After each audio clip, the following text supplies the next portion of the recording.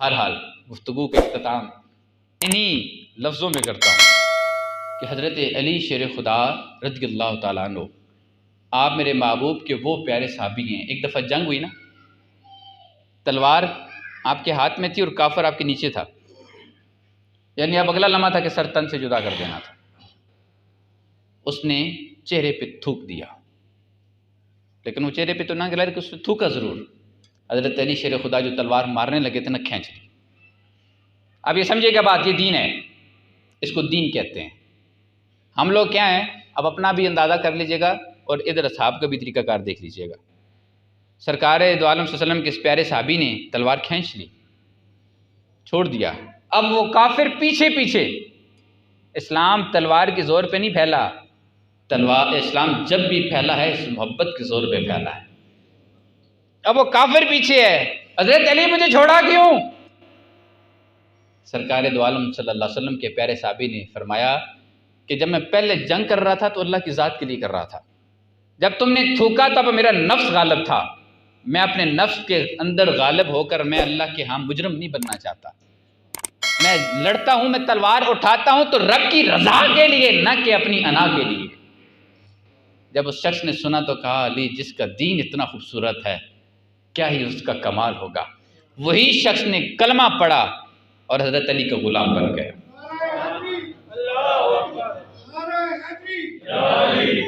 تو یہ ہے دین، اپنی انا۔ ہمیں تو ایک گالی نکالے، ہم پلے سے 10 نہ نکالیں تو سواد ہمیں بھی نہیں آتا، ٹھنڈ نہیں پڑتی۔ لیکن ایک حدیث پاک سن لیں، حضرت علی شیر خدا رضی اللہ، محبوب کریم صلی اللہ علیہ وسلم اور حضرت ابوبکر صدیق رضی اللہ تعالیٰ عنہ آپ کھڑے تھے اور ایک شخص نے برا بھلا کہا تو آپ لوگ خاموش رہے۔ حضرت ابوبکر صدیق نے عرض کیا، یا رسول اللہ صلی اللہ علیہ وسلم آپ خاموش رہے، تو سرکار نے فرمایا کہ ہم خاموش رہے، ہمارے بدلے سے جو لعنتیں ان کو ڈال رہا تھا وہ سارے پورے کائنات کے فرشتے جو تھے ان پہ لعنتیں ڈال رہے تھے۔ تو جو بندہ خاموش ہو جائے کسی کی زیادتی پر، یعنی اس طرح کر کے کوئی گالی دے، کچھ خاموش ہو جائے، تو اس سے کیا ہوتا ہے کہ اس کے بدلے میں اللہ کریم سارے فرشتوں کو حکم کرتا ہے کہ وہ لعنت اس شخص کو بھیجتا ہے۔ لیکن ہم بھی عجیب ہیں، اللہ کے لیے ہم کچھ کرتے نہیں ہیں، اپنی ذات کو ٹھنڈا کرنے کے لیے پلے سے کچھ کرتے ضرور ہیں، لیکن اللہ کی رضا بڑی کمال کی شے ہے۔ اللہ سے جب پیار ہو جائے تو انسان کی زندگی کا انداز تبدیل ہو جاتا ہے۔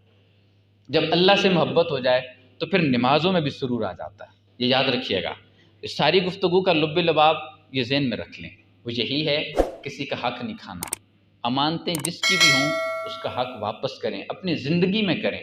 مرنے کے بعد امانتیں واپس نہیں ہوتی، اور ان امانتوں کے جو ہم کھا جاتے ہیں، حق کھا جاتے ہیں، مال کھا جاتے ہیں، پھر اس کے بدلے میں جو اللہ حساب لیتا ہے وہ بڑا ڈاڑا ہے۔